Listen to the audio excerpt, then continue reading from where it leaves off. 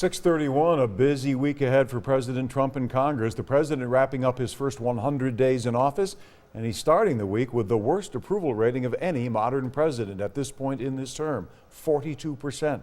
The good news for Trump, Democrats have a popularity problem as well. 2 out of 3 Americans say the party is out of touch. Trump lashing out on Twitter, though, adding the polls are, quote, good, considering all the fake news, and that he'd still beat Hillary Clinton in a popular vote. The president plans to unveil his long-awaited tax reform package, promising the biggest tax cut ever. Another point on the agenda, that border wall with Mexico, which threatens to cause a government shutdown unless lawmakers decide they want to figure out a way to pay for it before the budget deadline this Friday. Lawmakers are back on Capitol Hill today battling over the budget after their break. ABC's Stephanie Ramos this morning with the latest on how all of this is unfolding in Washington.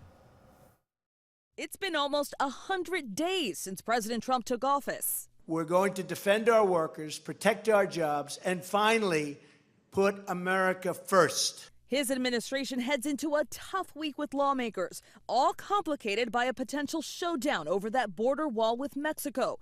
President Trump demanding Congress put up the money for it, but that could lead to a government shutdown. The deadline is Friday night. So I think that's a fight worth having and a conversation and a debate worth having for 2018, but we cannot shut down the government right now. Attorney General Jeff Sessions defending the president's request that American taxpayers begin paying for the wall, despite promises that Mexico would pay for it. I can't imagine the Democrats would shut down the government over an objection to building a down payment on a wall that can end the lawlessness. Some Democrats not buying it. To think that he would consider shutting down the government of the United States of America over this outlandish proposal of a border wall. But the budget deadline and possibility of a government shutdown isn't stopping the president from tweeting about the latest ABC News Washington Post poll. He's got a 42% approval rating, the lowest of the last 13 presidents. Trump posting, new polls out today are very good, considering the media is fake. As for Vice President Mike Pence, he is rushing back to Washington, cutting short his trip overseas. Aides tell ABC News he wants to be in the nation's capital sooner to deal with all the issues facing the White House this week. Stephanie Ramos, ABC News, Washington.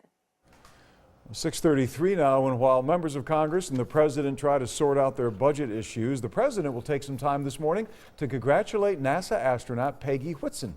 Whitson is on that record-breaking stay aboard the International Space Station. As of today, the Expedition 51 commander is officially setting the record for most cumulative days in space, 535. She's also the first woman to command the space station twice and holds the record for most spacewalks by a female astronaut. At 10 o'clock this morning, President Trump and first daughter Ivanka will participate in an Earth-to-Space video chat, and they will talk with Whitson about her accomplishments. Today is a funeral for Aaron Hernandez, the former NFL star who was found dead from suicide in his cell at a maximum security Massachusetts prison early Wednesday. He was serving a life sentence for a 2013 murder and had just been acquitted of a 2012 double murder. Today's ceremony for Hernandez will be held privately in his hometown of Bristol, Connecticut. Back in Syracuse, a very special art project goes on display again today at Destiny USA. It's part of the annual Vera House Clothesline Project.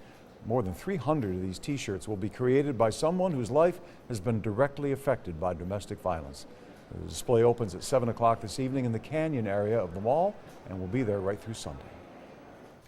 Time Warner Cable has officially made the switch to Spectrum. As customers adapt to the changes, some business owners say they're not happy with the bottom line. Olivia Eugenio now explains in one of your stories.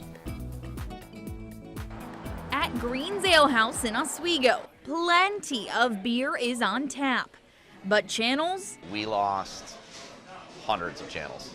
Well, they're missing quite a few. See, cartoon and comedy still aren't coming in. The owner says his bar now has to choose one of Spectrum's bar and restaurant business packages. This is a list of the 50 channels they get, all approved by Spectrum for public viewing.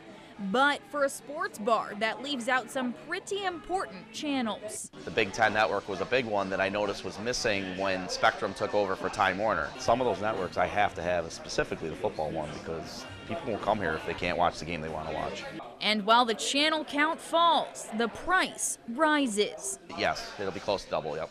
They say it costs nearly $100 a month to make sure they get the extra channels they need. A Spectrum spokesman insists the vast majority of our bar and restaurant TV customers still have the same packages with the same programming that they had with Time Warner Cable. And Greens agrees he's got the same programming, same beer at a different cost. In Oswego, Olivia Eugenio, News Channel 9. And remember, some of our best story ideas come from you right at home. And Thursday night, we're going to have a call-in, give you another chance to pitch those stories to us and see if we can get those questions answered for you. It's a call-in night, and that starts at 5 o'clock on Thursday right here on News Channel 9. 6:36 now, 24 before 7. There's a recall at Campbell's. They had a mix-up at the soup factory. There's a voluntary recall now underway. More than 4,000 pounds of home-style healthy chicken soup being recalled because instead of containing the soup advertised on the label, they actually have Italian-style wedding soup in that can, along with spinach and meatballs. USDA says the presence of milk and other allergens is the main concern for anyone who might have bought the soup. Which, by the way, I'd be disappointed. I'm not fond of the Italian wedding. Yeah. I love the chicken soup, though. You want the label to match what's in there, Yeah. that's for sure. Well.